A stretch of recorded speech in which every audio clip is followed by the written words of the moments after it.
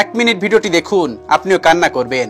রাতে মায়ের হাতে রান্না করা খাবার খুব মজা করে খেয়ে রাত 10টায় ঘুমিয়ে গেল ছেলেটি। সকাল গেল, ঘুম থেকে উঠলো না। ছেলেটি আরামে ঘুমাবে বলে মা আর ডাকলো না। দুপুর হয়ে গেল, ছেলেটি ঘুম থেকে উঠলো না। এবার মা অনেক ডাকলো, তারপরও ছেলেটি উঠলো না। মা চলে গেল, একটু পরে আবার আসলো। এবার অনেক ডাকার পরে উঠলো না। তারপর মা অনেক বকলো, ছেলেটি তাও উঠলো না।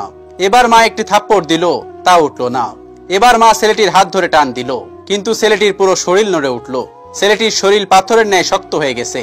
মা কিছু না বলে চুপ করে রুম থেকে বের হয়ে গেল এবং বাবাকে ডেকে নিয়ে আসলো। বাবা অনেক ডাকার পরেও ছেলেটি উঠলো না। এবার বাবা চোখের জল ফেলে বলছে, উঠে আয়, তোকে আর কোনোদিন আমি কিছু বলবো না। যেমন করে থাকতে চাস থাক, তারপর উঠে আয়, তোকে আজকেই ল্যাপটপ কিনে দেব। ছেলেটি অবাক হয়ে দেখছে বাবা এত করুণা করে কোনোদিন বলে না, কিন্তু আজ বলতেছে। ছেলেটি তখন উঠে আসতে চাচ্ছে, কিন্তু কিছুতেই উঠতে পারছে না।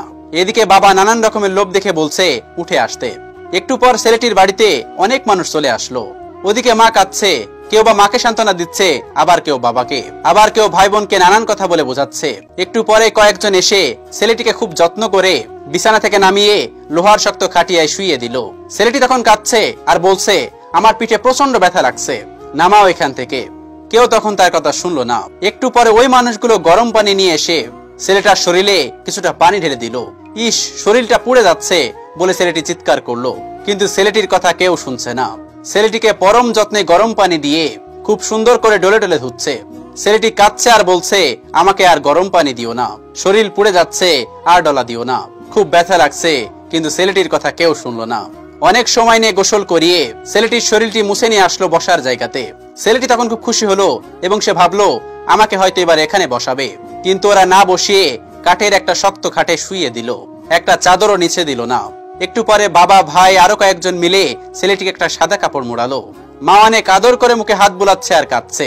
ছেলেটিকে এত আদর কোনোদিন করেনি তার মা। ছেলেটি তার মাকে অনেক কিছু করে বলছে, তোমরা কান্না থামাও, তুমি কান্না থামাও, কিন্তু কিছুতেই কান্না থামছে না। ছেলেটি অনেক করে বলছে, তোমরা কেঁদো না। মা কিন্তু কিছুতেই শুনছে না ছেলেটির কথা। একটু পর কয়েকজন এসে ছেলেটির পা আর মাথাটা বেঁধে দিল। ছেলেটি কত করে বলছে, খুলে দাও বাঁধন, কিন্তু কেউ শুনলো না। মাকে সরিয়ে দিয়ে ছেলেটিকে নিয়ে যেতে লাগলো। মা কিছুতেই নিতে দিচ্ছে না ছেলেটিকে।